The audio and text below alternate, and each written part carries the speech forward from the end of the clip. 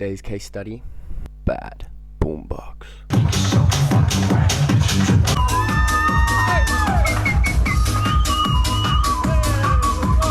Found that Bad Boombox specializes in A, groovy bass lines, and B, groovy percussion.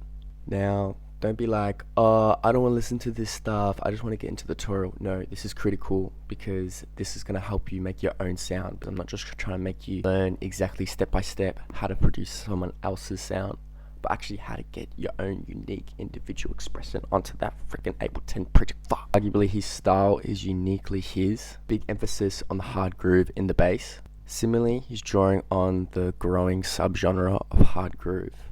Artists like Schla.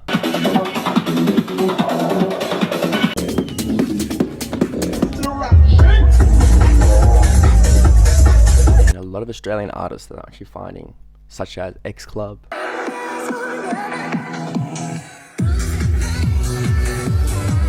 Six Sense,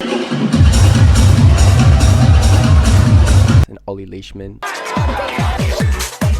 all kind of pioneering this sort of movement. So first of all, when we start this project file at 151 beats per minute, it is quite fast, but it is hard groove and anything goes at the end of the day. So I processed the kick and the bass all together in the one kick and bass rack.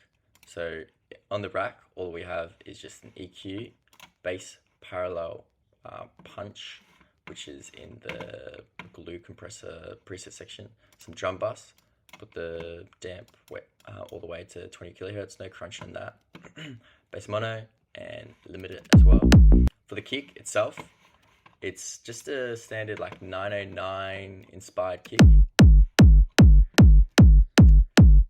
And then I've got this YOOOO If I rack, which I'll link in the video description below, which really helps output a heavier, boomier kick, but it's just a little bit of glue compression as well. Some drum bus on that, overdrive, some tone, compression for the peak, and some saturation, as well as a little bit of amps, some dynamic tube, which you can see here. Also EQing it just around the 100 Hz, give it a little bump, around the 400, 500 Hz, just give it a little decrease so it's not as boxy, and these just to be safe, and these are just effects unimportant. So this is the high bass, and I've got the sub bass underneath it. So for the high bass, you want to EQ out just a slow slope around 100 Hz, some such soft sine saturation. Also side chaining it, but it doesn't need to be a heavy side chain. We'll heavy side chain on the sub bass, and that will be infinity, and that will have a ratio of infinity as well, because I don't want any sub bass to be playing when my kick's playing. Also, I've got this very wider plugin, which can sound crazy. Like to put in 60 Hz, and since this is a high bass, we can do this, but never do this on the sub bass because you'll have phase issues. So for the actual preset itself, so this is just a warped funky saw wave, and then with that I set the envelope 1 to around 180 milliseconds. Envelope 2 is attached to my MG Low 18, which is set to here. Set this to mono and legato as well. Phase is set to random 0.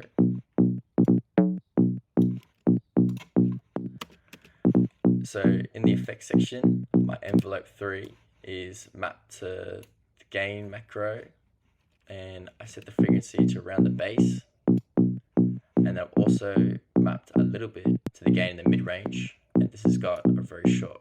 So you see, it just kind of brings out some of the harmonics midway.